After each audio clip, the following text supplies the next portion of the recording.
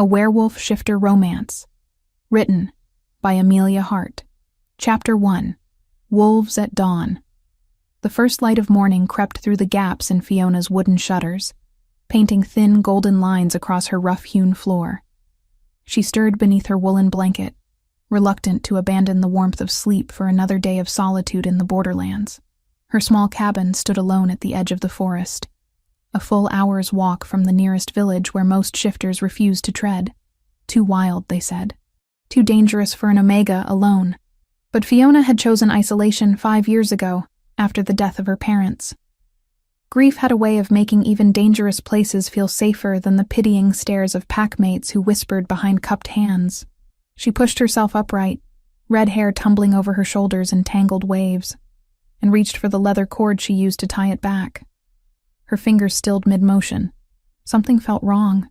The air carried a heaviness that prickled against her Omega senses, weak though they were. Fiona crossed to the window and eased the shutter open. Her breath caught in her throat. 12 massive wolves sat in a perfect circle around her cabin. Their fur gleamed pure white in the dawn light, each one larger than any wolf she had ever seen. They were utterly still, positioned at even intervals like sentinels guarding a fortress. Not a single ear twitched. Not one tail moved. Terror seized her heart and squeezed. Fiona stumbled backward, her hip connecting painfully with the rough edge of her table. The wolves didn't react to the sound. They simply sat, watching the cabin with an intensity that made her skin crawl. "This isn't happening," she whispered to the empty room. "Wolves don't behave this way." But these weren't ordinary wolves. Even with her limited Omega abilities, she could sense the power radiating from them. These creatures were shifters, and strong ones at that. Fiona forced herself to breathe slowly, fighting down panic. She couldn't stay inside forever. Her water barrel was nearly empty, and she had herbs drying on racks outside that needed to be brought in before the morning dew ruined them.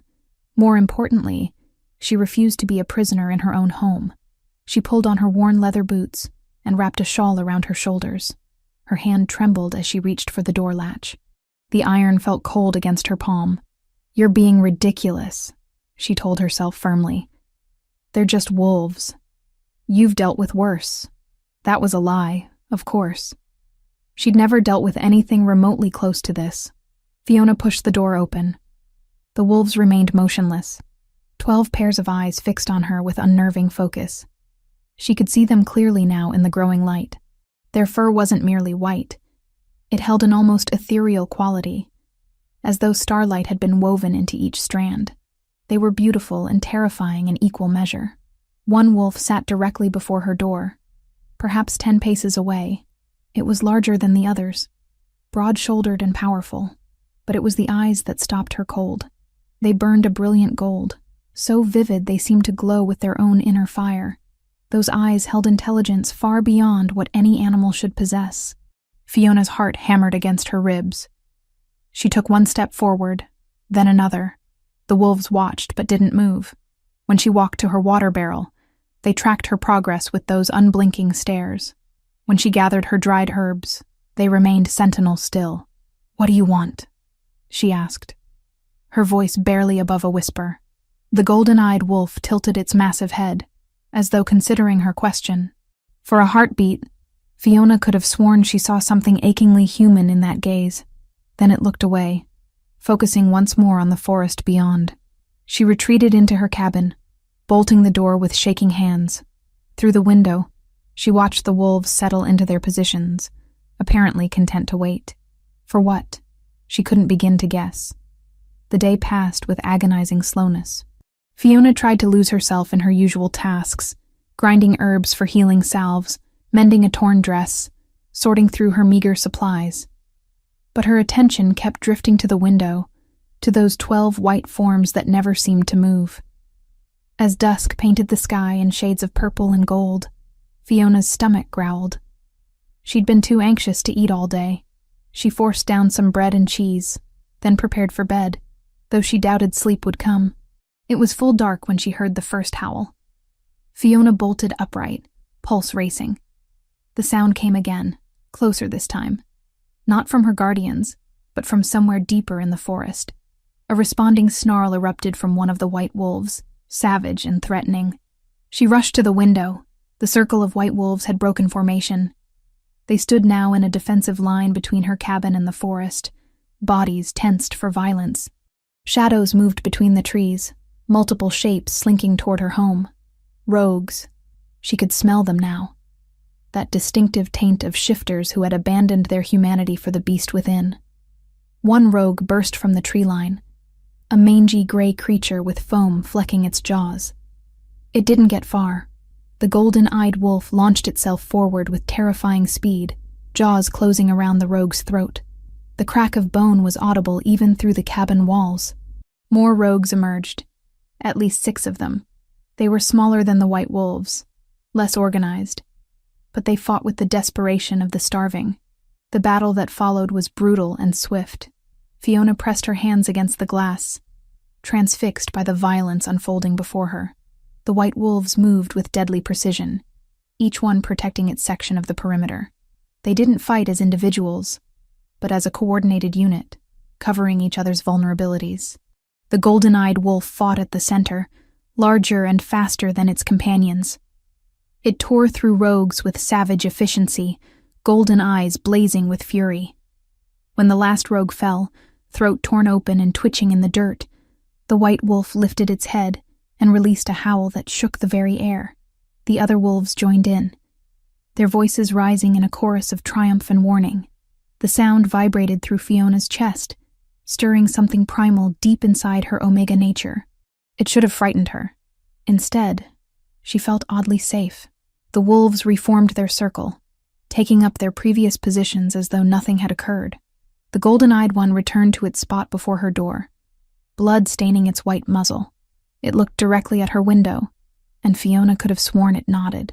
"You're protecting me," she breathed, wonder replacing fear. But why? The wolf settled onto its haunches, patient and watchful. It offered no answers, only its silent vigil. That night, Fiona dreamed of golden eyes and strong hands, of a night 2 months past when the harvest festival had brought strangers to the village. She dreamed of a dark-haired man with a beard and a smile that made her forget to breathe. She dreamed of stolen hours in the forest, of whispered promises and desperate kisses. She dreamed of waking alone at dawn, the space beside her cold and empty. When morning came, the 12 white wolves still surrounded her cabin. They would remain there for days, then weeks, never leaving their posts except to hunt or drive away threats. And slowly, cautiously, Fiona would begin to feel something she hadn't experienced in 5 long years. She would begin to feel less alone. Chapter 2. Awakening. Within 2 weeks had passed since the white wolves arrived, and Fiona's world had narrowed to the space between her cabin and the circle of guardians that never left. She'd grown accustomed to their presence the way one grows accustomed to breathing. They were simply there, constant as the sunrise, but her body was changing in ways she couldn't ignore. Fiona woke on the 15th morning of their vigil with her stomach churning violently. She barely made it outside before retching into the bushes beside her door. The golden-eyed wolf lifted its head, ears pricking forward with concern. When she wiped her mouth with a trembling hand, she found those brilliant eyes fixed on her with an intensity that made her skin prickle. "I'm fine," she muttered, though clearly she wasn't. The nausea had started 3 days ago, subtle at first. She'd blamed it on spoiled meat or bad water. But this morning's violent reaction told a different story, one her healer's training should have recognized sooner. Fiona pressed a hand to her abdomen, counting backward in her mind. 2 months since the harvest festival. 2 months since that stranger with golden eyes and gentle hands had made her forget every vow she'd taken to remain alone. "No," she whispered. "No. No, no."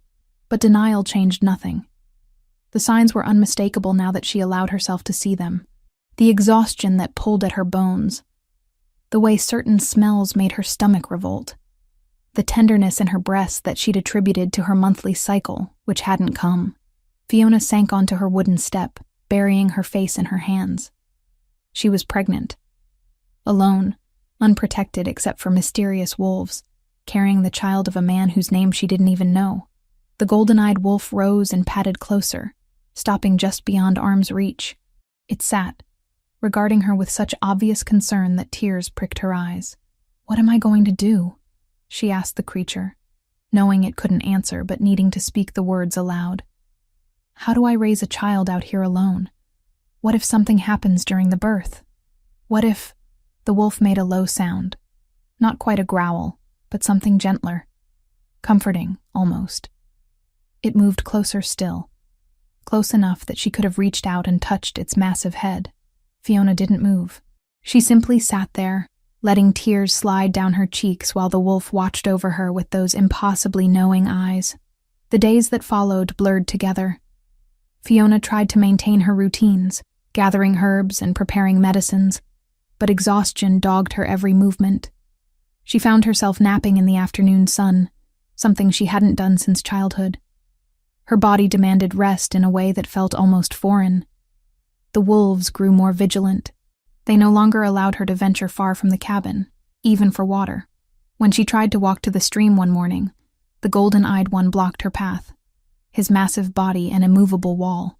"I need water," she said, frustrated. "Unless you'd like to fetch it for me?" To her shock, the wolf turned and loped toward the stream. She heard splashing, then watched in amazement as it returned, carrying her bucket in its jaws. Water sloshing over the sides, but most of it intact. "That's impossible," Fiona breathed. "Wolves don't do that. You're not just wolves, are you? You're shifters. But why can't you shift back? Why stay in this form?" The golden-eyed wolf set down the bucket and held her gaze. Something passed between them in that moment, an understanding that transcended words. He couldn't tell her. Whether he was unable or forbidden, she didn't know, but the frustration in those brilliant eyes told her he wanted to. "Thank you," she said softly, reaching out to touch his head. His fur was impossibly soft, warm beneath her palm. For just an instant, she felt something else. A whisper of emotion that wasn't her own. Protectiveness, devotion, fear. Fiona pulled her hand back, startled. Had she imagined it? But no. Her weak omega senses had never worked that way before. Something about this wolf, about their connection, was different. On the 18th day, Thea arrived. Fiona heard her friend's voice calling from the forest edge before she saw her. The wolves had formed a tighter circle, clearly agitated by the approach of a stranger. The golden-eyed one remained at the door, a clear signal for Fiona to stay inside. "Fiona, are you in there? What in the name of the moon goddess is happening here?" Relief flooded through her. "Thea, I'm here. The wolves won't hurt you, I think." She watched through the window as Thea picked her way carefully through the circle of white forms. Her friend's dark hair was pulled back in a practical braid, and she carried a heavy pack on her shoulders. The wolves tracked her movement, but made no move to stop her. When Thea reached the door, she practically fell inside, dropping her pack with a thud. "Fiona Whitley, you have 12 massive wolves surrounding your cabin, and you greet me with, 'I think?'" Thea's green eyes were wide with a mixture of fear and exasperation. "What is going on? I honestly don't know. They appeared 2 weeks ago and haven't left." Thea moved to the window, peering out at the circle of guardians. "They're beautiful and terrifying. Are they shifters? I think so. But they won't shift back, at least not that I've seen." "Well, that's bizarre even by Borderland standards." Thea turned back to her, then froze. Her gaze sharpened, scanning Fiona's face with the intensity of someone who'd known her since childhood. "You look pale, and you've lost weight. Are you eating?" "When I can keep it down." Understanding dawned in Thea's expression. She crossed the room in 3 quick strides, taking Fiona's face in her hands. "How far along?" "About 10 weeks, I think." "From the Harvest Festival." "The stranger with the golden eyes?" Fiona nodded miserably. "I don't even know his name, Thea. He left before dawn, and I haven't seen him since. How am I supposed to do this alone?" "You're not alone." Thea pulled her into a fierce hug. "I'm here, and apparently you have an entire pack of oversized guard dogs who seem determined to protect you. Speaking of which, I brought supplies." The pack contained bread, cheese, dried meat, and fresh vegetables from the village. Thea also produced a small parcel wrapped in oilcloth. "Ginger root," she explained. "For the nausea." And I brought news from the village, though I'm not sure how helpful it'll be. Fiona's hand stilled on the vegetables. What kind of news?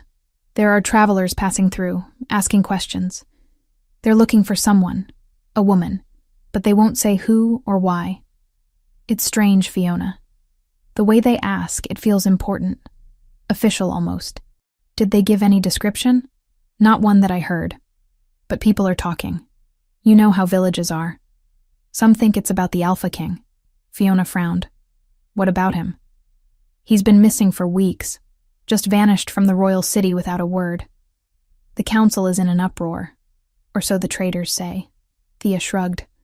Probably nothing to do with you, but I thought you should know. Strange things are happening. After Thea left, promising to return within the week, Fiona found herself staring at the golden-eyed wolf with new questions forming in her mind.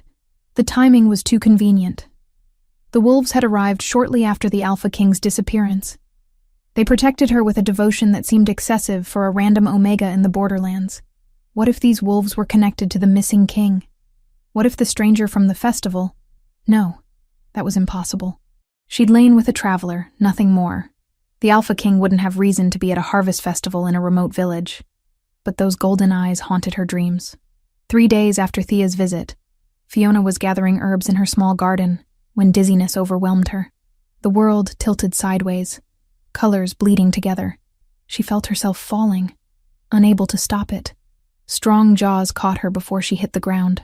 The golden-eyed wolf had moved with impossible speed, positioning himself to break her fall. His body was solid and warm beneath her, and she found herself cradled against his chest as he carried her back to the cabin. "How did you move so fast?" she whispered, her head spinning. "You were across the clearing." He laid her gently on her bed, then backed away, those golden eyes filled with worry. Fiona's hand drifted to her stomach. "I'm all right. Just stood up too quickly. The baby's fine." The wolf's entire body went rigid. He stared at her abdomen, then back to her face. If a wolf could look shocked, he did. "You didn't know?" Fiona asked, confused. "But you've been so protective, I thought—" A howl cut through the air, different from any sound she'd heard the wolves make before. The golden-eyed one tilted his head back and answered, his voice carrying a note that made something deep in Fiona's chest ache with longing. Within moments, another wolf appeared at the door. This one was slightly smaller, with ice-blue eyes that studied her with careful intelligence. The golden-eyed wolf made a series of sounds, almost like he was speaking. The other wolf listened, then turned and disappeared into the forest at a run. "What just happened?" Fiona asked. The golden-eyed wolf returned to her bedside, settling onto his haunches. He watched her with such intensity that she felt heat rise to her cheeks. 2 hours later, the blue-eyed wolf returned, and he wasn't alone. An elderly man with long silver hair and a neatly trimmed beard climbed down from the wolf's back, brushing snow from his worn travel cloak. Fiona recognized him immediately. "Jasper," she gasped, struggling to sit up. "How did you get here?" "Your guardian sent for me." Jasper's blue eyes twinkled as he gestured to the blue-eyed wolf. "Brennan here is quite persuasive. Now let's have a look at you, child. I hear you've been keeping secrets." Jasper had been her mentor when she trained as a healer, the one who'd taught her everything she knew about herbs and medicines. He'd also been her parents' closest friend, one of the few people who'd stayed in contact after their deaths. He examined her thoroughly, his weathered hands gentle as he checked her pulse and studied the color of her skin. When he placed his palm over her abdomen, his expression shifted to something like awe. "Extraordinary," he murmured. "Fiona, the child you carry has an aura I've never encountered. There's power here. Immense power. The father must be someone of exceptional strength. An alpha, certainly. Perhaps even—" He stopped abruptly, glancing at the golden-eyed wolf who watched intently from the doorway. "Even what?" Fiona pressed. "Nothing. Speculation only." But Jasper's gaze lingered on the wolf before returning to her. "You're healthy, though you need to eat more. The baby is growing well, but faster than I'd expect. At this rate, you'll be showing within another week or 2. "Faster? What does that mean?" "It means the father's bloodline is very strong. Shifter pregnancies sometimes progress more quickly when the parents are both powerful. Your Omega blood is weak, but clearly the father's genetics are compensating. Jasper paused, choosing his words carefully. Fiona, do you know who the father is? A stranger. From the Harvest Festival. He had golden eyes and... She stopped, her gaze sliding to the wolf by the door. Those same golden eyes stared back at her. No. It couldn't be. Could it? Jasper followed her gaze and smiled sadly. I see. Well, that explains quite a bit. He stood, brushing off his knees. I'll return to check on you again soon. In the meantime, eat the ginger root Thea brought. Rest as much as you can, and trust your guardians. They clearly have your best interests at heart. After he left, Fiona sat alone with her thoughts and the silent wolf who never left her door. She didn't know what was happening, didn't understand why shifters would guard her so fiercely, or why the golden-eyed one seemed to know her in ways that defied explanation. But as she drifted off to sleep that night, one hand resting on her stomach where new life grew, she felt safer than she had in 5 long years. And in her dreams, golden eyes watched over her, with an expression that looked remarkably like love. Chapter 3. Shadows and Blood. 3 weeks and 4 days had passed since the white wolves arrived, and Fiona's body had begun to betray the secret growing within her. Her belly showed a slight curve now, barely noticeable beneath her loose dresses, but undeniable when she traced her fingers over the swell in private moments. The child was growing fast, just as Jasper had warned. These weren't starving rogues hunting blind. They moved in triads, marked with the same crude sigils Jasper had shown her, and behind them, half hidden among the pines, figures in hooded leather traced patterns in the air, feeding the yellow rot that burned in the wolves' eyes. The assault wasn't meant to scatter the pack. It was meant to pry Fiona loose and take her alive. The realization snapped through her like ice. The wolves had grown more protective as her pregnancy advanced. They no longer allowed her to gather wood alone, or venture to the stream without at least 2 of them flanking her. The golden-eyed one, whom she'd taken to calling Goldeye in her mind, rarely left his post by her door, except to hunt. Tonight felt different. Fiona woke to absolute darkness, her heart already racing, though she couldn't name why. The air felt wrong, charged with a tension that made her weak omega senses scream warnings. She rose from her bed, wrapping a shawl around her shoulders, and moved to the window. The white wolves were on their feet, no longer arranged in their usual circle, but spread in a defensive formation facing the forest. Their bodies were coiled tight, ears flat against their skulls. Even in the darkness, she could see the way their lips peeled back from their fangs. Something was coming. The attack, when it came, was swift and brutal. Dark shapes burst from the tree line, at least 8 of them. They were wolves, but nothing like her guardians. These creatures were smaller, their fur matted and unkempt, eyes glowing with a sickly yellow light. Rogues. Even through the cabin walls, Fiona could smell the wrongness of them, a stench of decay and madness that made her stomach turn. The white wolves met them head-on. The battle was savage. Fiona pressed herself against the window, unable to look away from the violence unfolding in her yard. The rogues fought with desperation, snapping and tearing with no strategy beyond causing pain. But the white wolves moved as one, a coordinated unit where each member protected the others. One rogue broke through the line, charging directly toward her cabin. Goldeye intercepted it with terrifying speed, his massive jaws closing around its throat. The crack of vertebrae snapping was audible even through the glass. He dropped the body and immediately engaged another attacker, his white fur now stained with dark blood. A female wolf with ice-blue eyes fought near the edge of the clearing. Fiona recognized her as one of the guardians who often patrolled the western perimeter. She moved with deadly grace, dodging the clumsy strikes of 2 rogues at once. But one got lucky, its teeth finding purchase in her shoulder. The blue-eyed wolf yelped, stumbling backward. Something inside Fiona snapped. She didn't remember crossing to the door or yanking it open. She only knew that one moment she was inside, safe, and the next she was running across blood-soaked ground in her bare feet, ignoring the screams of her rational mind. Get away from her. The words tore from her throat as she reached the injured wolf.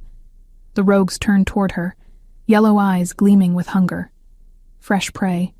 Easy prey. Goldeye's howl of rage shook the night air. He abandoned his own fight and launched himself toward Fiona, but he was too far away. The rogues were closer. Fiona dropped to her knees beside the blue-eyed wolf, placing her hands over the bleeding wound. Heat exploded from her palms, golden light spilling between her fingers like liquid sunshine. The wolf gasped beneath her touch, muscles going rigid. "I've got you," Fiona whispered, pouring everything she had into the healing. "I've got you." The wound began to close. Not the slow mending of natural healing, but rapid tissue regeneration that left even Fiona shocked. The golden light intensified, spreading from her hands to engulf the entire wolf. A rogue lunged at her exposed back. It never made contact. Goldeye slammed into it mid-leap, driving the creature into the ground with bone-crushing force. He stood over Fiona, straddling her crouched form, his entire body vibrating with protective fury. Blood dripped from his muzzle as he snarled at the remaining rogues. The other white wolves closed ranks around them, forming an impenetrable wall. The message was clear. Touch her and die. The rogues, what few remained alive, fled into the forest. Fiona's hands were still glowing when she pulled them away from the blue-eyed wolf's shoulder. The wound was gone, healed completely without even a scar. The wolf stared at her with something like wonder, then dipped its head in unmistakable gratitude. "What did I just do?" Fiona breathed, looking at her trembling hands. The golden light was fading now, leaving only the faint warmth of power recently used. Goldeye moved closer, his massive head level with hers. Those golden eyes burned with recognition, with knowing. He'd seen this power before. Or perhaps he'd expected it all along. The sound of hoofbeats approaching made her tense, but the wolves didn't react with alarm. Within minutes, Jasper appeared on horseback, his weathered face grim in the pre-dawn light. "I felt the disturbance," he said, dismounting with surprising agility for his age. His gaze swept across the scattered bodies of dead rogues, then landed on Fiona's glowing hands. "Moon goddess, it's truly awakening." "What's awakening?" Fiona demanded, though part of her already knew the answer. "Jasper, what am I?" The old healer moved among the bodies, examining them with careful attention. He stopped at one, pulling back the lips to reveal blackened gums and teeth stained with corruption. "These aren't ordinary rogues," Jasper said quietly. "Look here. These symbols carved into their flesh. I've seen these markings before, in texts about the royal court." Fiona moved closer, despite the revulsion churning in her stomach. Sure enough, crude symbols had been carved into the dead rogue's hide, still raw and weeping. Someone sent them, she realized, her blood running cold. Someone from the castle. Yes. And look closer at the corruption. Jasper's finger traced the air above the blackened gums. This is dark magic. Feitiçaria negra. It corrupts shifters from the inside out, turning them into mindless weapons. Only the rarest healers can combat such corruption, Fiona. Moonborn healers. The word hung in the air between them.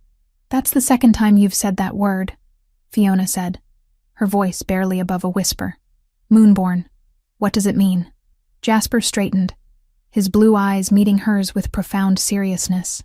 "It means you're blessed by the moon goddess herself, born with healing abilities that go far beyond normal shifter capabilities. It's extraordinarily rare. Some believe moonborn healers appear only once in a generation, when the world needs them most." "My parents," Fiona said suddenly, pieces clicking into place. "You said they were exceptional healers. Were they?" "They were investigating corruption in the royal court when they died. Specifically, the use of forbidden magic by someone in a position of power." Jasper's expression was grave. "Your parents weren't killed by rogues in a random attack, Fiona. They were murdered, assassinated to silence them before they could expose whoever was using this corruption." The ground seemed to tilt beneath Fiona's feet. 5 years she'd believed her parents died in a tragic accident. 5 years of grief over a senseless loss.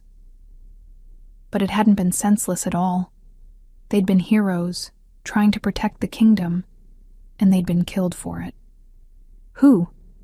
The word came out as a snarl. "Who killed them?" "I don't know. But whoever it is has power in the royal court. Enough power to send corrupted shifters after them, and now after you." Jasper glanced at Goldeye, who watched their conversation with intense focus. These wolves have been protecting you from a threat I suspect they've known about from the beginning. Fiona's hand moved to her stomach, where her child grew. Why would anyone want to hurt me? I'm nobody. Just an Omega healer living in the borderlands. You're not nobody. You're a moonborn carrying a child of exceptional power. That makes you invaluable to some and a threat to others. Jasper moved closer, placing a gentle hand on her shoulder. Your parents died trying to expose evil in the court. Someone clearly fears you'll follow in their footsteps. The blue-eyed wolf rose and padded over to Jasper, nudging his hand. The old healer smiled sadly. Yes, Orla. I know. You did well protecting her. He looked at Fiona. Do you know their names? These guardians of yours? How do you know their names if they can't speak? Jasper's expression was knowing. Because I've met them before, in their human forms. This is Orla, one of the finest warriors in the Shadowpine pack. And that, he gestured to Goldeye, is someone you should recognize, though I suspect the truth hasn't fully revealed itself yet. Goldeye growled low in his throat, a warning that made Jasper raise his hands in surrender. Very well, the truth will come in its own time. The old healer gathered his supplies. I'll return to check on you in a few days. In the meantime, stay close to your guardians. Whoever sent these rogues will try again. And Fiona? Start trusting your power. It may be the only thing that saves you when the real danger comes. After Jasper left, Fiona stood in her blood-stained yard as dawn broke across the sky. The white wolves had reformed their circle, but she could see the new vigilance in their posture. They knew, as she now knew, that the peaceful weeks were over. She looked at Goldeye. Really looked at him, seeing past the wolf to the intelligence burning in those golden eyes. You knew, she said softly. You knew about my parents, about what I am. That's why you came, isn't it? The wolf held her gaze but offered no answers beyond the steady devotion she could feel radiating from him. Fiona returned to her cabin as the sun rose fully, painting the world in shades of gold. She cleaned the blood from her hands and changed into fresh clothes, her mind racing with revelations. Moonborn. Her parents murdered, dark magic in the royal court, and wolves who protected her with a dedication that suggested they knew far more than she did. She touched her stomach, feeling the flutter of life within. I don't know what's happening, she whispered to her unborn child.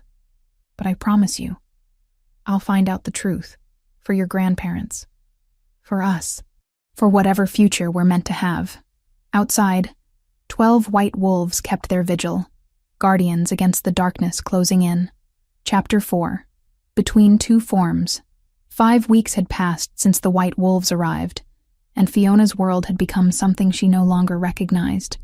Her body betrayed the secret growing within her more each day. The curve of her belly was unmistakable now, pressing against the fabric of her dresses in a way that made denial impossible. She was showing far more than she should at 3.5 months. But it wasn't just her changing body that unnerved her. It was the connection. Fiona woke one morning to emotions that weren't her own flooding through her consciousness. Worry. Fierce protectiveness. An ache so profound it made her chest tight. She sat up in bed, pressing a hand to her heart, trying to understand where these feelings originated. Through the window, she could see Goldeye in his usual position by her door. His golden eyes were already fixed on her cabin, as though he'd sensed the moment she stirred. When their gazes met, the emotions intensified. She felt his relief at seeing her awake and well, felt his constant vigilance like a weight he carried willingly. What's happening to me? She whispered to the empty room. The connection had been growing stronger for days now. She'd catch glimpses of thoughts that weren't hers, fragments of feelings that belonged to the golden-eyed wolf. At first, she'd dismissed it as imagination, stress from the pregnancy and the constant threat hanging over her. But this morning, the truth was undeniable. They were bonded somehow. She, a weak Omega who'd never experienced a mate connection, could feel this wolf as clearly as she felt her own heartbeat. Fiona dressed carefully, her movements slow as exhaustion pulled at her limbs. The baby demanded so much energy, growing at a pace that should have been impossible. She'd taken to napping twice a day, something that would have embarrassed her before, but now felt necessary for survival. When she stepped outside, Goldeye rose immediately. He moved closer than usual, close enough that she could have reached out and buried her fingers in his thick fur. His nostrils flared as he scented her, and she felt his concern spike through their connection. "I'm all right," she said softly. "Just tired. The baby is taking everything I have." The wolf's ears flattened against his skull. Through the bond, she felt his frustration, his desperate wish to communicate in ways beyond what his current form allowed. He made a low sound, almost a whine, then turned and trotted toward the forest.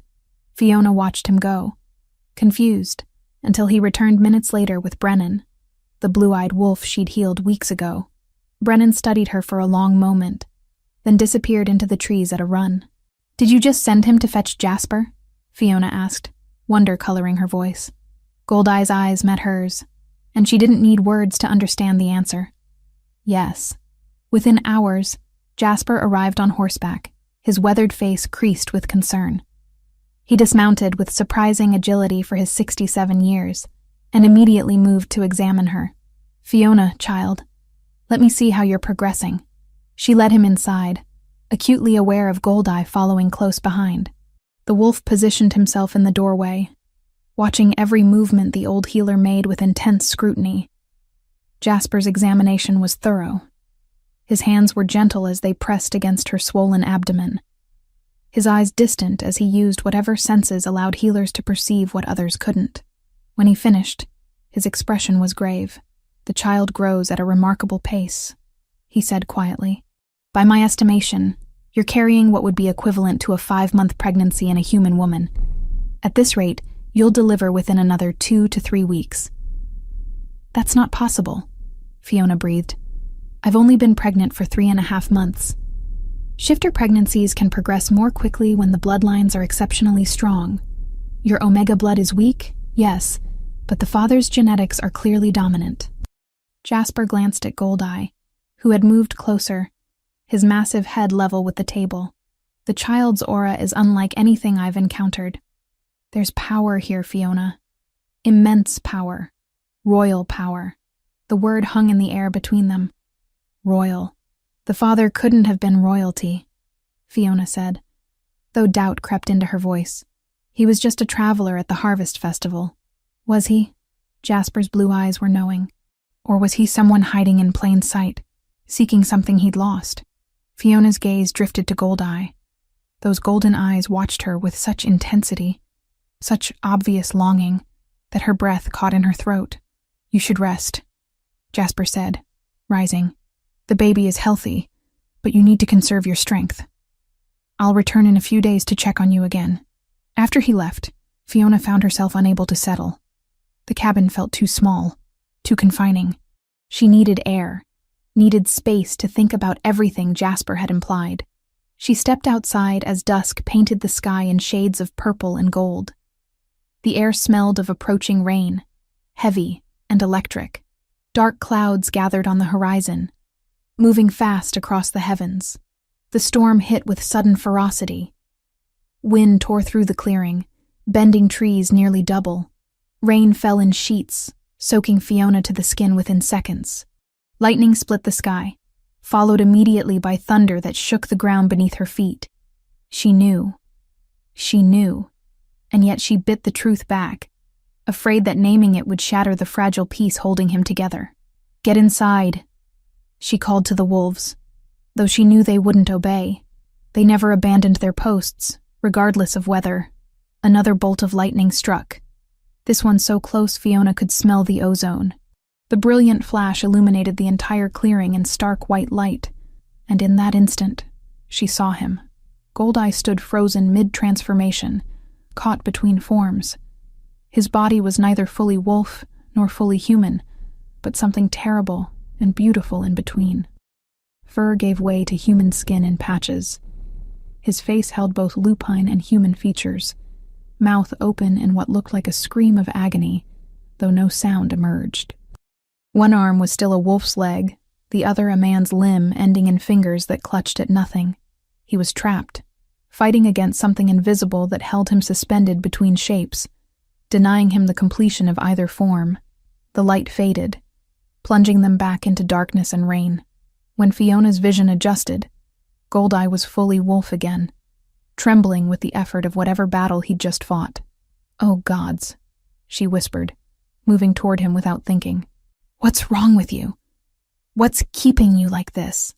The wolf's golden eyes found hers, and she felt his anguish crash over her through their connection. Frustration, rage at his helplessness, desperation to speak, to explain, to make her understand. Fiona dropped to her knees in the mud, heedless of the rain, and reached for him. Her hands found his massive head, fingers tangling in wet fur.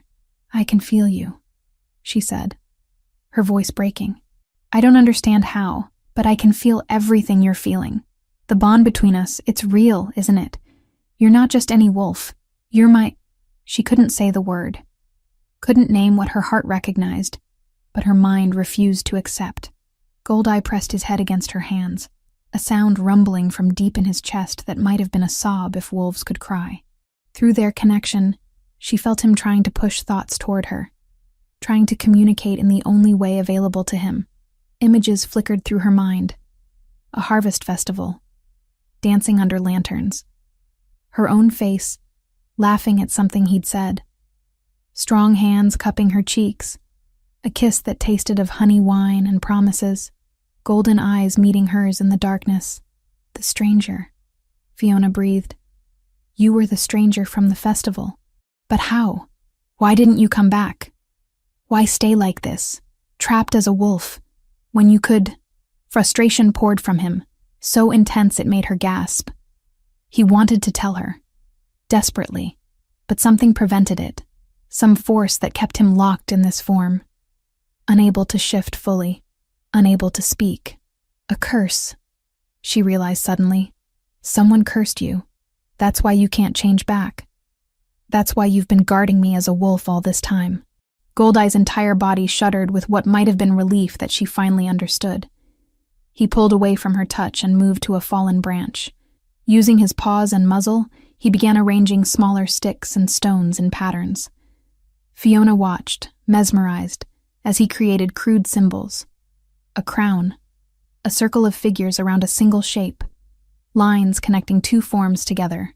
"Your royalty," she said, piecing it together. "The Alpha King? Is that who you are?" His golden eyes blazed with confirmation.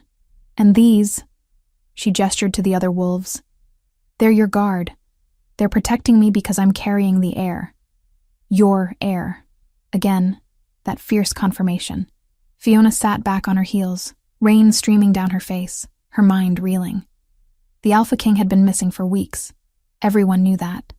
And all this time, he'd been here, cursed to remain in wolf form, unable to reveal his identity or claim his mate. "Who did this to you?" she asked. Who would dare curse the Alpha King? Goldeye couldn't answer that question with sticks and stones. But through their bond, she felt his certainty. Someone with power, someone in the royal court, someone who wanted him unable to protect what was his. Thunder crashed overhead, and lightning illuminated them both once more. In that flash, Fiona saw past the wolf to the man trapped within. She saw the face from her memories, the stranger who'd made her feel alive for one perfect night. She saw golden eyes that had haunted her dreams, now watching her with a devotion that transcended words or forms. "I'll help you," she whispered, pressing her hand to his muzzle once more. "I don't know how yet, but I'll find a way to break this curse. You saved me. Now I'll save you." The wolf pressed into her touch, and through their connection, she felt something new. Hope. For the first time since the curse had been cast, he felt genuine hope. As the storm raged around them, Fiona and the Alpha King sat together in the rain, connected by threads of fate and magic, and a child that grew between them. She didn't know what challenges lay ahead, didn't know how to break a curse strong enough to bind the most powerful shifter in the kingdom. But she knew one thing with absolute certainty. She wasn't alone anymore, and neither was he. The bond between them pulsed with warmth despite the cold rain, a promise of something neither could name, but both desperately wanted. When she finally retreated to her cabin, Goldeye returned to his post by her door, but everything had changed. They both felt it. The connection between them was no longer just protection or duty, or even simple attraction.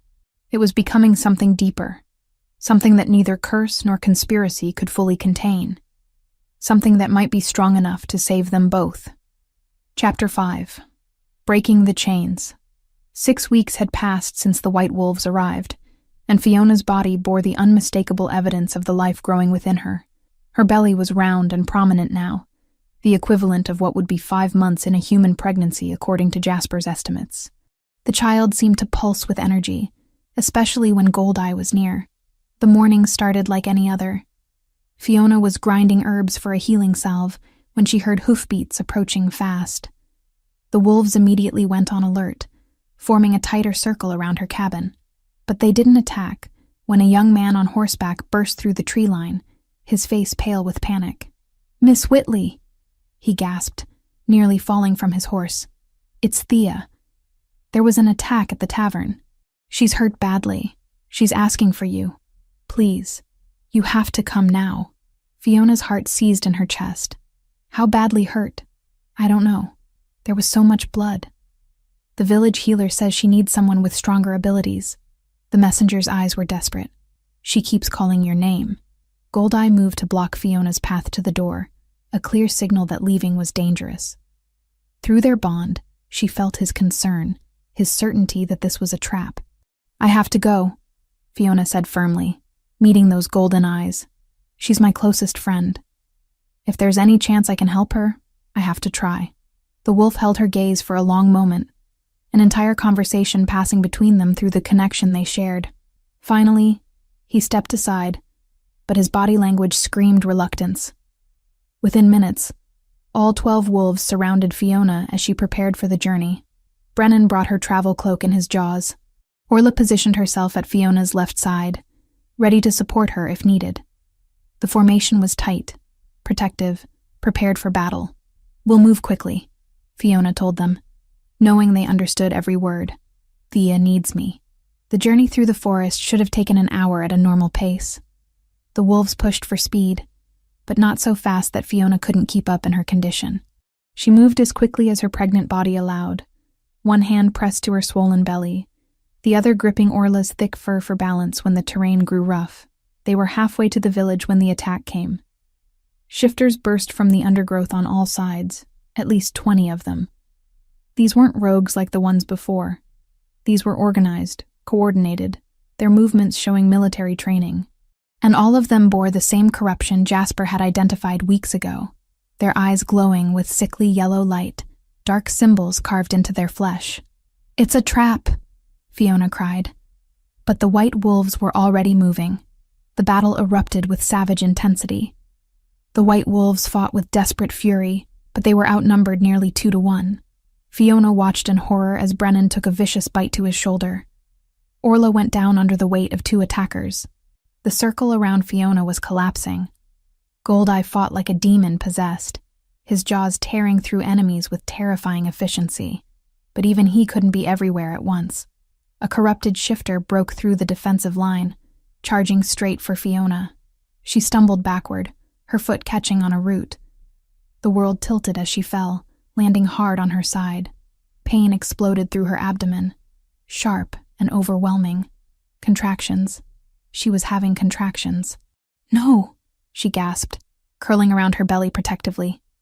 "Not now, please, not now." The corrupted shifter loomed over her, teeth bared, ready to strike. Goldeye's howl of rage split the air, but he was too far away. He'd never reach her in time. Terror gave way to fury. Fiona thought of her unborn child, of the wolves who'd protected her for 6 weeks, of Goldeye who'd loved her silently from the shadows. She thought of her parents, murdered for trying to stop this very corruption, and something inside her snapped. "Get away from us!" The words tore from her throat as golden light exploded from her hands. The power that erupted from Fiona was unlike anything she'd summoned before. It wasn't a gentle healing warmth, but a blaze of pure energy that radiated outward in waves. The corrupted shifter attacking her simply disintegrated, reduced to ash before it could scream. The light spread like wildfire, touching every corrupted creature in the clearing. They shrieked as the golden radiance consumed them. burning away the dark magic that had twisted their bodies and minds. Some fell to the ground, freed from the corruption, but too damaged to survive. Others fled into the forest, howling with pain and confusion, but Fiona barely noticed. All her focus had narrowed to the wolf before her. Goldeye had fought his way to her side, positioning himself between her and any remaining threats. Blood stained his white fur. Exhaustion pulled at his powerful frame. But those golden eyes blazed with fierce determination. She reached for him, her hands still glowing with residual power. The moment her fingers touched his muzzle, she felt it. The bond between them, the connection that had been growing stronger every day, suddenly crystallized into something absolute and undeniable. "You're mine," she whispered, the words coming from someplace deeper than conscious thought. "My mate, my king. I see you, Edric Thornval. I claim you as mine." The recognition wasn't just intellectual anymore. It was soul-deep, a truth her entire being accepted and embraced. She knew him, had always known him, even when she didn't understand why. The stranger from the festival, the devoted guardian, the man trapped in wolf form. They were all the same. They were all hers. The effect was immediate and dramatic. Goldeye's body went rigid beneath her touch. He threw his head back and released a howl that shook the very air, a sound of agony and ecstasy and profound relief all woven together. Golden light, brighter than anything Fiona had summoned, erupted around him. The transformation was violent. Bones cracked and reformed with sounds that made Fiona's stomach turn. Fur receded, replaced by golden skin stretched over powerful muscles. Limbs lengthened and shifted, paws becoming hands and feet. The process that should have taken seconds stretched into nearly a minute, as though years of imprisonment were fighting the release. And then a man knelt before her where the wolf had been. He was magnificent, taller than any shifter Fiona had ever seen, his body sculpted with the kind of strength that came from both birth and battle. Dark hair fell across his forehead in sweat-dampened waves, and a neatly trimmed beard framed a face that was both beautiful and brutal. But it was his eyes that confirmed everything, those same golden eyes that had watched her for 6 weeks, now gazing at her from a human face. "Fiona," he breathed, and hearing her name in his deep voice after so long made tears spring to her eyes. "My Fiona, you did it. You broke the curse." "Edric?" She touched his face with trembling fingers, needing to confirm he was real. "It's really you? It's really me?" His hands came up to cover hers, pressing them against his bearded cheeks. "I've been trying to reach you for 6 weeks. Trapped in that form, unable to speak, unable to explain. Do you know how maddening it's been? Watching you struggle with the pregnancy, seeing you discover your powers, feeling our bond grow stronger, and not being able to tell you who I was? The other white wolves were shifting now too, the breaking of the curse affecting them all. Warriors emerged where beasts had stood moments before. Brennan, revealed as a battle-scarred man with ice-blue eyes. Orla, a fierce woman with dark hair and a fighter's build. 10 others Fiona didn't know, all of them wearing expressions of profound relief. But Fiona's attention remained fixed on Edric, her king, her mate, the father of her child. "The curse," she said, her mind racing to understand. "How? Why?" "Later. We'll explain everything later." Edric's hands moved to her swollen belly, his touch gentle despite the clear strength in his fingers. "Right now, I need to know. Are you all right? The contractions?" Fiona became aware that the sharp pains had faded. Her moonborn power, fully awakened now, had somehow stabilized her body. "I'm okay. The baby's okay. But Thea was a trap," Brennan said grimly, now dressed in clothing one of the other guards had carried. "The messenger was compromised. Probably didn't even know he was being used." Rage burned through Fiona. "Someone used my best friend as bait to kill me?" "To kill the heir," Edric corrected, his voice hard as stone. "And to eliminate the Moonborn who could expose their corruption. Someone in my court has been using forbidden magic to create those creatures. The same person who cursed me when I tried to claim you as my Luna. They've been hunting you, Fiona, since before your parents died. The pieces clicked into place with horrifying clarity. Her parents, investigating corruption, their murder, the curse that trapped Edric, the attacks on her. It was all connected, all orchestrated by someone who feared what she represented. "We need to get you to the castle," Edric said, rising and pulling her gently to her feet. "You'll be safe there. We'll expose whoever is behind this, and then—" He stopped, his golden eyes searching hers. "If you'll accept me. Accept this bond between us. I know I've asked you to trust me without explanation. I know you have every reason to refuse." Fiona placed her fingers against his lips, silencing him. "You guarded me for 6 weeks. You protected me when I didn't understand why. You've proven yourself 1,000 times over." She smiled, feeling tears slide down her cheeks. "Yes, Edric Thornval. I accept you as my mate. I accept whatever future that brings." The kiss that followed was fierce and desperate. 6 weeks of longing and frustration and love pouring into it. When they finally pulled apart, both breathless, the entire spectral guard was grinning. "About time," Orla muttered, earning a glare from Brennan. Edric laughed, the sound rich and full. Then his expression sobered. "We ride for Thornval Castle, and whoever has been orchestrating this conspiracy is about to learn what happens when they threaten the Alpha King's mate and heir." As the spectral guard prepared for the journey, Fiona allowed herself one moment to marvel at how completely her life had transformed. 6 weeks ago, she'd been a lonely Omega expecting the child of a stranger. Now she stood beside the Alpha King, her mate bond fully formed, her moon-born powers awakened, ready to face whatever darkness awaited them. The curse was broken, but the real battle was just beginning. Chapter 6: Truth and Grief. The forest clearing felt different now that the curse was broken. Edric stood before Fiona in his human form for the first time in 6 weeks, surrounded by his spectral guard who were rapidly dressing in clothing they'd kept stored in hidden caches throughout the territory. The transformation from silent wolves to speaking warriors was jarring, and Fiona found herself overwhelmed by the sudden shift from solitude to being surrounded by strangers who knew her intimately. "Luna Queen," Brennan said formally, dropping to one knee before her. His ice-blue eyes held respect, and something that looked remarkably like affection. "It's an honor to finally address you properly. I am Brennan, second commander of the Spectral Guard." Orla followed suit, her fierce features softening as she knelt. "Orla, first blade of the Guard.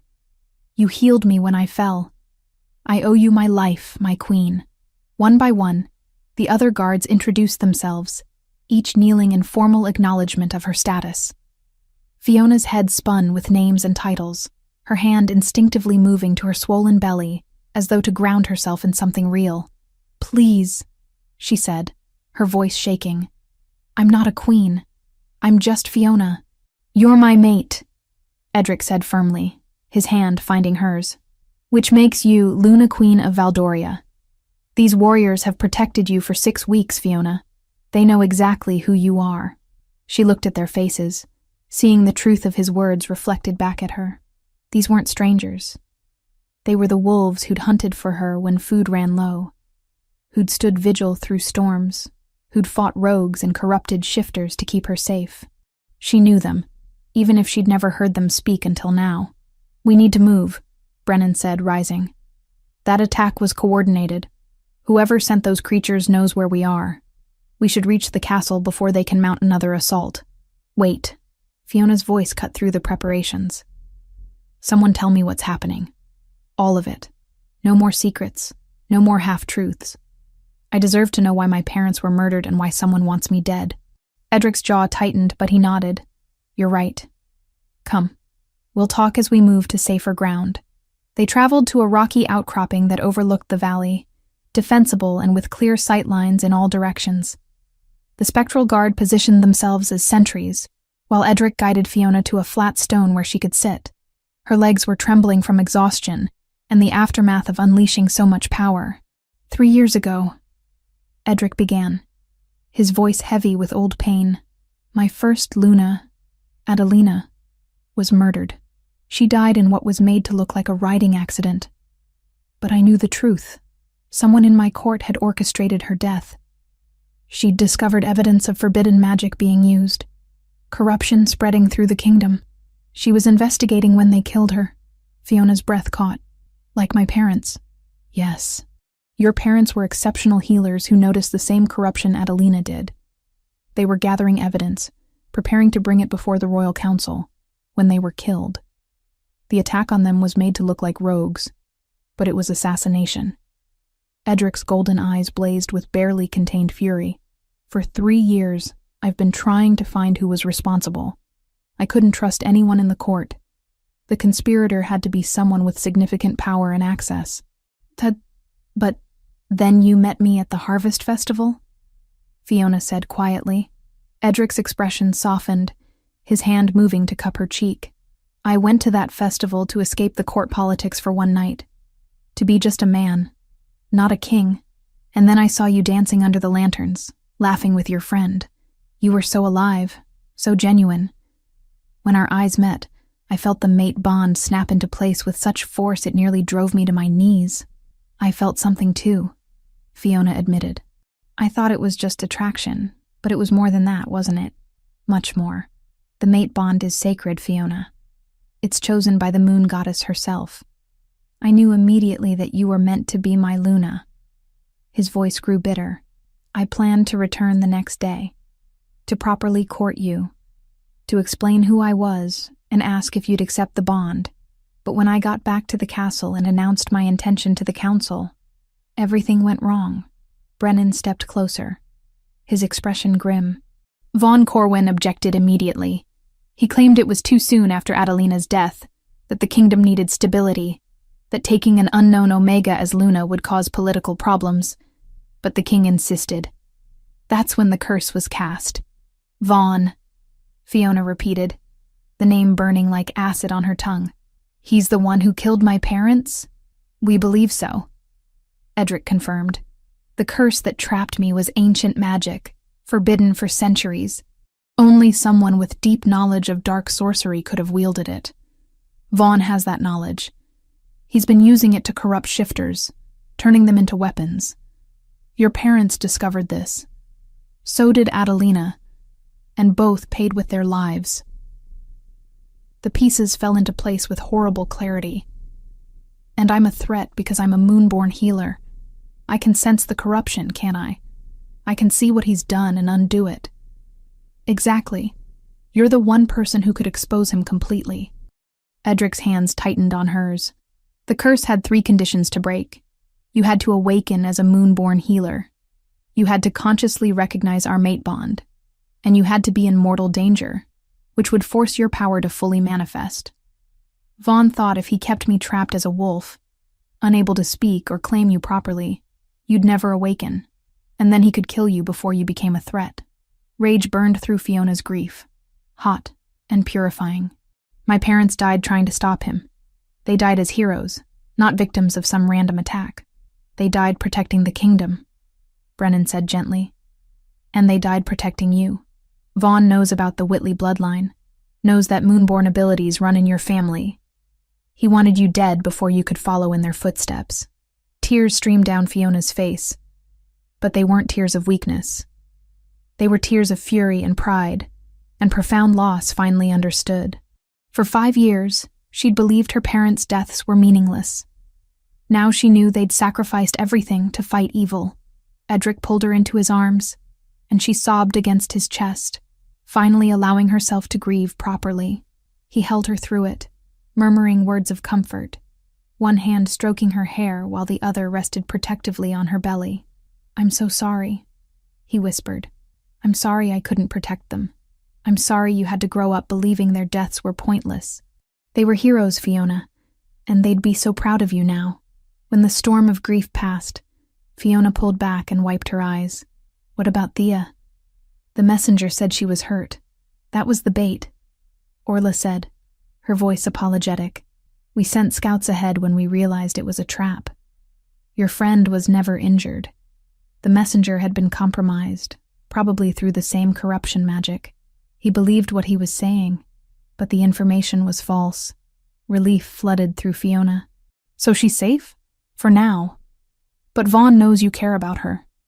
He'll use that if he can. Brennan's expression was serious. We need to get you to the castle. Once you're officially recognized as Luna Queen, you'll be under the protection of ancient laws. Vaughn won't be able to touch you without facing consequences from every pack in the kingdom. As if summoned by talk of friends, hoofbeats sounded in the distance. The guard immediately went on alert, weapons drawn. But Edric raised a hand, nostrils flaring as he scented the air. It's Jasper, and someone else. Moments later, the old healer appeared on horseback, with Thea clinging to the saddle behind him. Both dismounted quickly, and Thea ran straight to Fiona, pulling her into a fierce hug. I heard there was an attack, Thea said, her voice muffled against Fiona's shoulder. Jasper came and got me. We had to make sure you were all right. I'm fine. Better than fine. Fiona pulled back to look at her friend. Thea, I have so much to tell you. You're pregnant. You've been living with 12 magical wolves, and apparently you're about to become a queen, Thea said dryly. Jasper filled me in on the ride. Honestly, Fiona, your life has gotten remarkably complicated. Despite everything, Fiona laughed. Trust Thea to cut straight through the drama to the heart of things. Jasper approached Edric, bowing respectfully. Your Majesty, it's good to see you in your proper form again. Though I must say, you made a very dedicated wolf. Jasper. Edric clasped the old healer's forearm. Thank you for watching over her when I couldn't speak to ask properly. She's like a daughter to me. I would have protected her regardless. Jasper's expression grew serious. But we need to move quickly. Vaughn will know the curse is broken. He'll be preparing his next move. Agreed. Edric turned to his guard. We ride for Thornvale Castle immediately. Full defensive formation. Brennan, Orla, you flank the Luna Queen. Everyone else, standard protection pattern. As the group prepared to depart, Fiona found herself looking at Edric with new eyes. She'd loved him as Goldeye, the devoted wolf who'd protected her, but now she was seeing the Alpha King, the leader who commanded absolute loyalty and respect. The two sides of him were the same person, yet so different. He caught her staring and moved closer. Having second thoughts? No, she said honestly. Just trying to process everything. Yesterday I was a pregnant Omega hiding in the borderlands. Today I'm apparently a Luna Queen carrying the royal heir. And tomorrow? He asked softly. Tomorrow we face whatever comes next. Together. She took his hand, feeling their bond pulse with warmth. But Edric, I need you to promise me something. When we confront Vaughn, when this is over, I want justice for my parents. I want him to answer for what he's done. You have my word, Edric said, his voice carrying the weight of a royal oath. Vaughn Corwin will face judgment for his crimes. I swear it on my crown and on the life of our child. As they mounted up for the journey to the castle, Fiona looked back one last time at her cabin in the distance. That part of her life was over. Whatever came next would be terrifying and dangerous, but she wouldn't face it alone. She had her mate, her guard, her friends, and the power of her moonborn heritage. And soon, Vaughn Corwin would learn what happened when he underestimated a healer's capacity for justice. Chapter 7. Justice and Birth. Thornvale Castle rose before them like a mountain carved by gods. Black stone towers reached toward the sky, their peaks crowned with flags bearing the royal crest. Guards lined the battlements, their armor gleaming in the afternoon sun. As Edric's party approached the massive gates, horns sounded, their triumphant notes echoing across the valley. Fiona's hands tightened on the reins of her horse. Her belly had grown heavy during the journey, and exhaustion pulled at her bones. But she kept her back straight, refusing to show weakness as they entered the courtyard. The arrival caused immediate chaos. Servants and nobles alike poured from the castle's many doors, their faces shifting from confusion to shock to joy as they recognized their king. Edric had been missing for 6 weeks. His return should have been cause for celebration, but celebration quickly gave way to tension when Edric dismounted and pulled Fiona from her horse with obvious tenderness, his hand protective on her swollen belly. The king has returned with a mate, someone whispered, the word spreading through the crowd like wildfire. She's pregnant. with the air.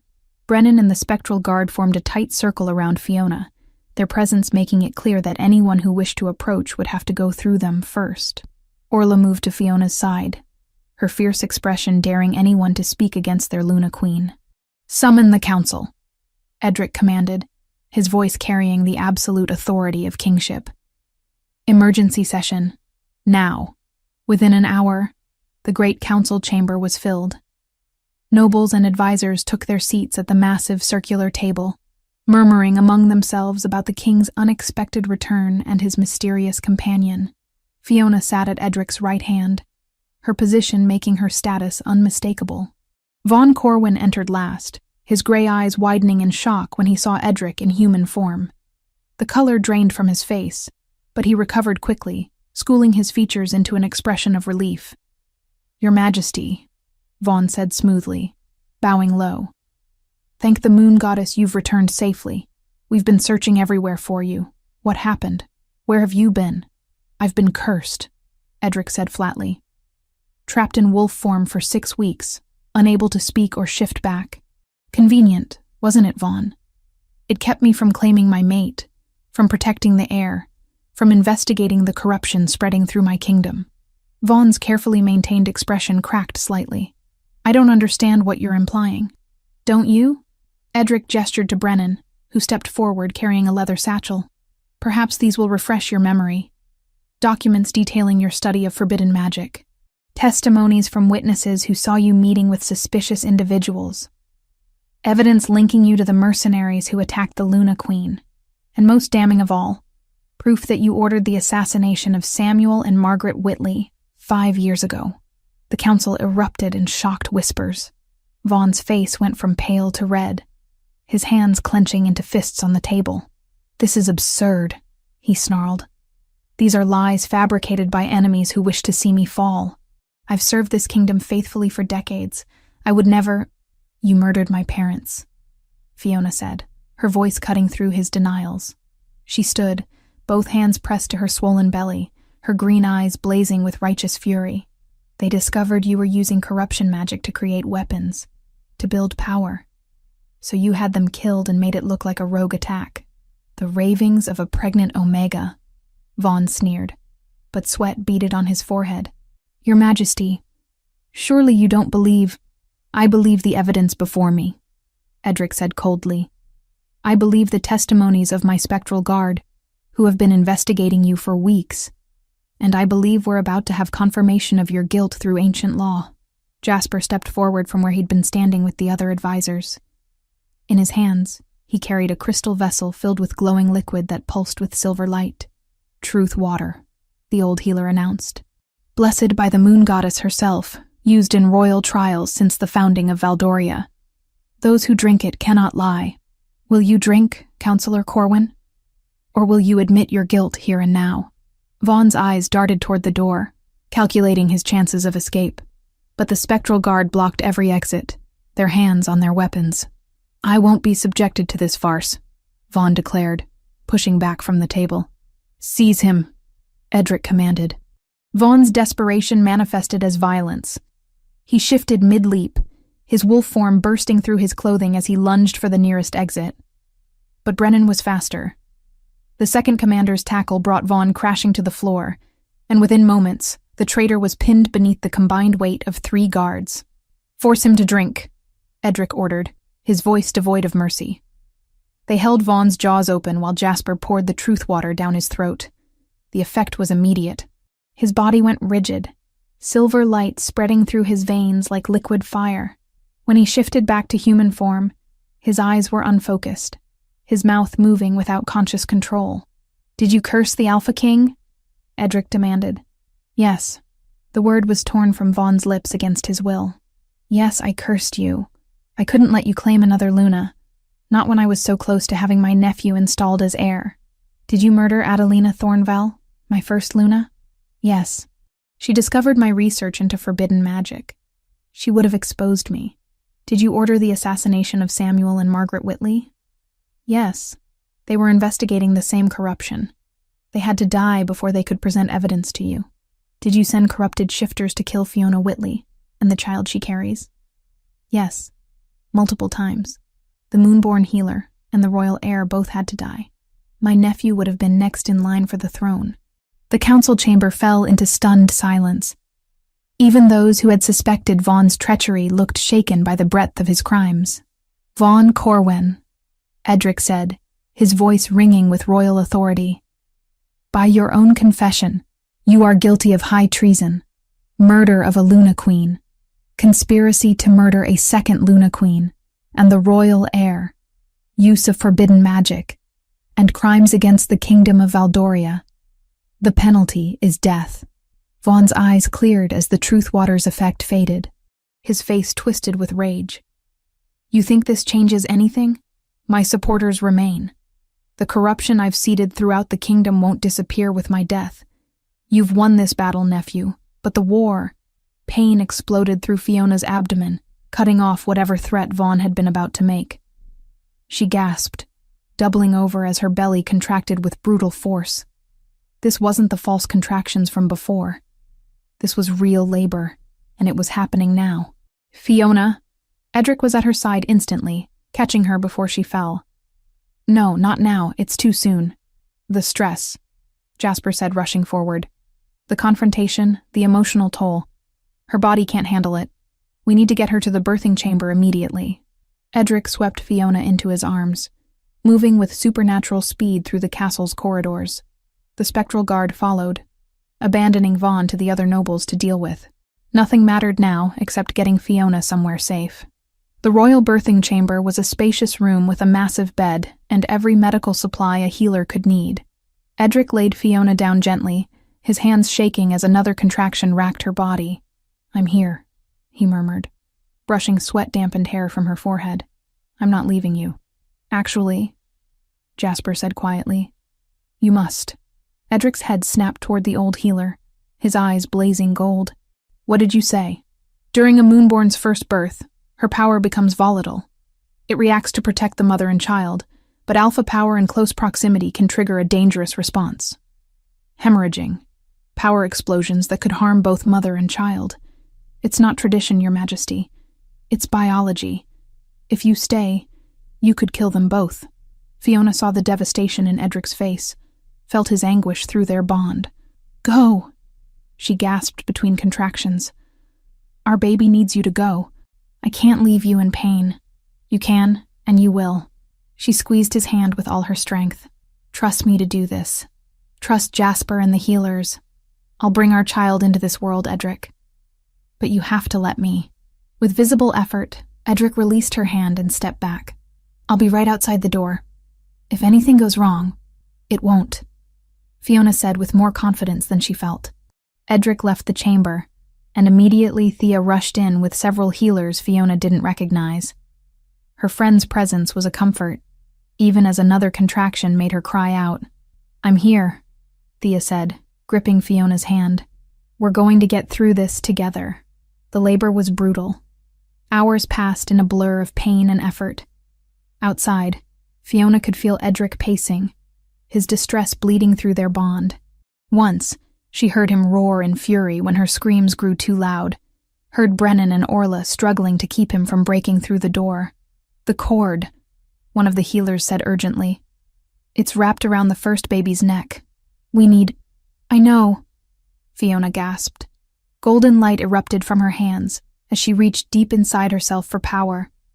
She could sense her children now, both of them fighting to be born. Twins. She was having twins, and one was in danger. Her moonborn abilities surged, guiding the babies, adjusting positions, ensuring safe passage. The pain became secondary to the overwhelming need to protect her children. "Push!" Jasper commanded from just outside the door, coordinating the healers through the crisis. Fiona pushed, pouring everything she had into bringing her children into the world. And finally, blessedly, she heard the most beautiful sound in creation. A baby's cry. "It's a girl," Thea sobbed, laughing through tears. "Fiona, she's perfect." But there was no time to rest. The second baby was coming, and Fiona's power flared again, easing the way. Minutes later, another cry joined the first. A boy. one of the healers announced. Twins, both healthy, both bearing the aura of extraordinary power. Fiona collapsed back against the pillows, exhausted but elated. "Let Edric in," she whispered. "Let him meet his children." The door burst open before anyone could move to unlock it. Edric strode in, his face wet with tears, his eyes finding Fiona immediately. "You did it," he breathed, crossing to the bed. "My fierce, incredible mate. You did it." A healer placed the first baby in Fiona's arms, a tiny girl with a tuft of dark hair and golden eyes already beginning to open. The second, a boy with his mother's red hair, was placed in Edric's trembling hands. "Our children," Fiona whispered, looking up at her mate through tears. "Our future." Edric sat on the edge of the bed, careful not to jostle her, and leaned down to press his forehead to hers. "Our everything," he agreed. Outside, the 12 white wolves who had guarded her for so long howled in celebration, their voices rising in a chorus of joy that echoed across the kingdom. Chapter 8. Forever Guarded. 6 months had passed since the twins came into the world, and Thornval Castle had transformed in ways no one could have predicted. The once austere fortress now echoed with laughter and the delighted squeals of royal children. Life had returned to the black stone walls, breathing warmth into spaces that had known only duty and discipline for far too long. Fiona stood in the royal nursery, watching as her daughter reached chubby hands toward a shaft of afternoon sunlight streaming through the window. Eliana had her father's golden eyes and dark hair, but her mother's curious nature. At 6 months old, she was already showing signs of exceptional power. Yesterday, she'd made a toy wolf float across the room without touching it, sending the attending nursemaids into a panic. "She's getting stronger," Thea observed from the doorway, a smile playing at her lips. Her friend had moved into the castle permanently, taking the role of Fiona's personal advisor and confidant. "Soon she'll be shifting objects at will." "I know. Jasper says it's unprecedented for a child so young to manifest abilities." Fiona lifted her daughter, pressing a kiss to the baby's forehead. "But then, she's the daughter of an Alpha King and a Moonborn healer. I suppose we should expect the extraordinary." Beside his sister, in the ornate cradle, Finn dozed peacefully. The boy had inherited his mother's red hair and a temperament that was far calmer than his twins. But Fiona had caught him watching the world with those same golden eyes, as though he understood far more than any infant should. "How are you feeling?" Thea asked, moving closer. "Really feeling, not the answer you give the healers." Fiona smiled, appreciating her friend's ability to see past royal facades. "Exhausted, overwhelmed, happier than I ever thought possible." She looked down at Eliana, who was now trying to grab her mother's hair. "Some nights, I still wake up expecting to be back in my cabin, alone and scared. Then Edric pulls me close, and the twins start fussing, and I remember this is real. This is my life now. You've done more than survive, Fiona. You've thrived." Thea gestured toward the window, where the view showed the bustling castle grounds below. "The healer school you established is already training 50 students. The corruption Vaughn spread is being systematically cleansed from the kingdom, and the people adore their Luna Queen, who fought her way from the borderlands to save them all." Heat crept up Fiona's cheeks. "I didn't do it alone. The spectral guard protected me. Edric fought the curse. You and Jasper kept me sane. And yet, you're the one who broke the curse with your power and your heart." Thea's expression grew serious. "Vaughn's execution last month brought closure to many. Your parents can finally rest in peace, knowing their daughter finished what they started." The execution had been difficult to witness, but necessary. Vaughn had faced judgment for his crimes before the entire kingdom, his corruption exposed for all to see. Edric had offered Fiona the choice of whether to attend. She'd stood beside her mate, her hand in his, as justice was finally served. "Luna Queen?" A knock interrupted her thoughts. Brennan entered, bowing respectfully. The second commander had become a frequent presence in their lives, his loyalty absolute. "The Alpha King requests your presence in the gardens. He says it's important." Fiona's heart quickened. "Is something wrong?" "Nothing wrong, my queen. I believe he simply wishes to spend time with his family. Brennan's usually stern expression softened as he looked at the twins. And perhaps show the heirs their future kingdom.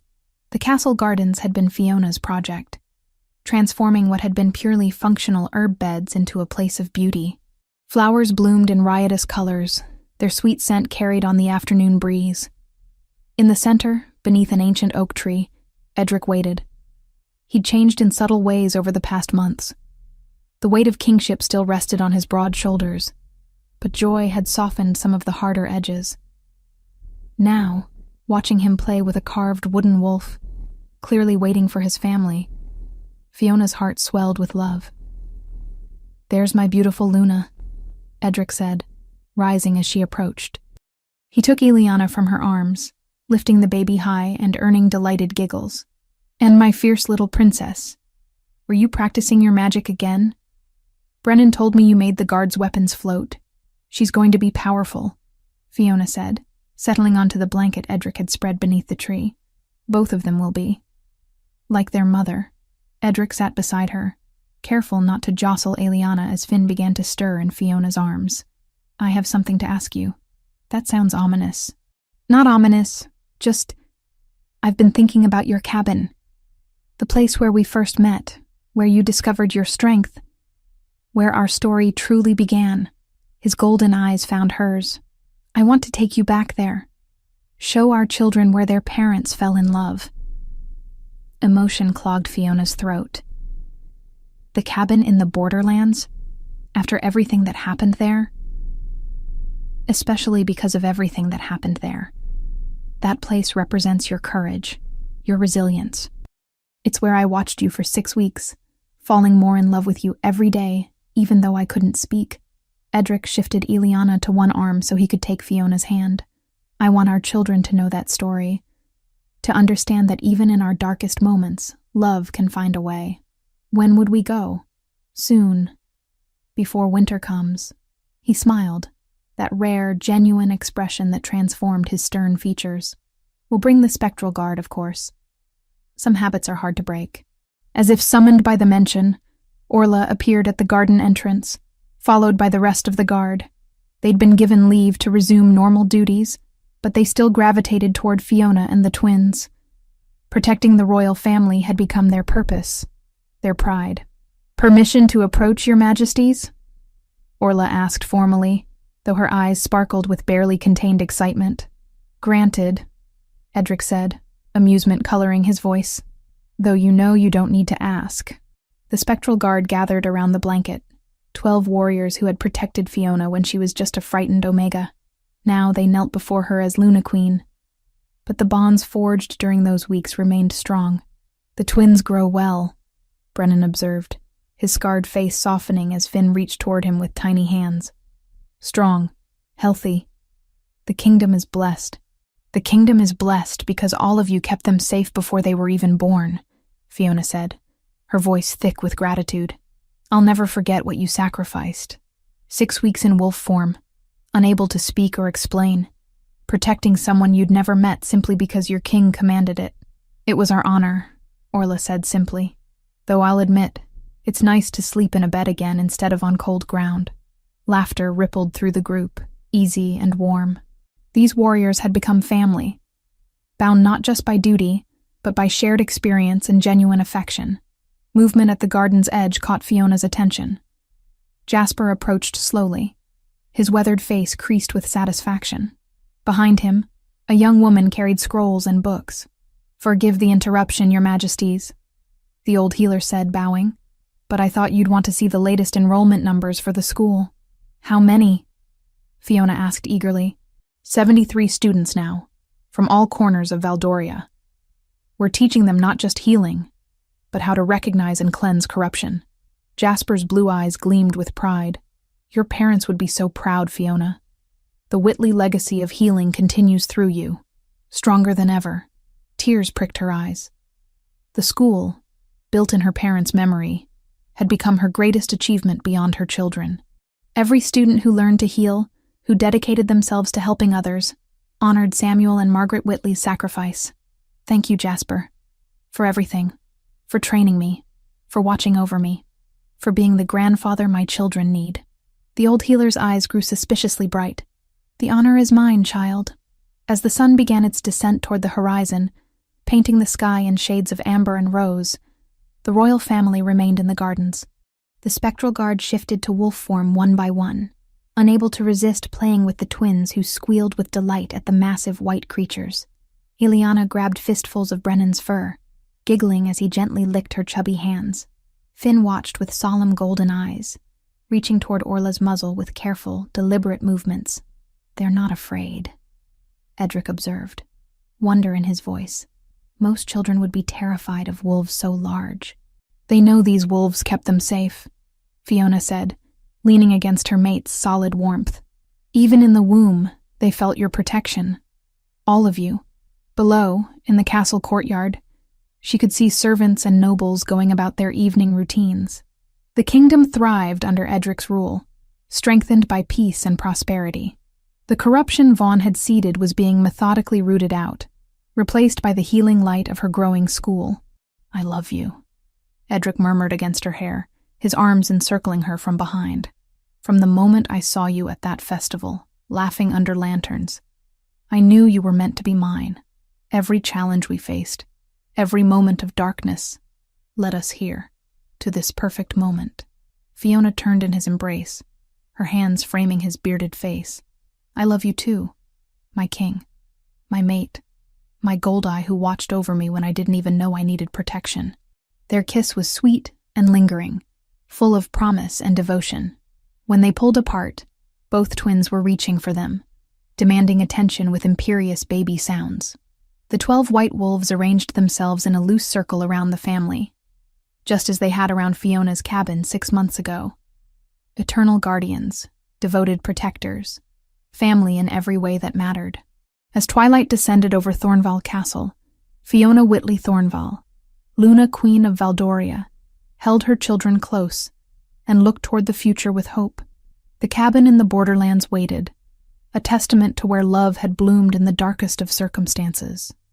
Her parents' memory lived on through the healers she trained. And here, surrounded by those who loved her most, she'd finally found where she belonged. The wolves began to howl, their voices rising in a harmony that spoke of joy and triumph and promises kept. And in that moment, Fiona knew with absolute certainty that she would never be alone again.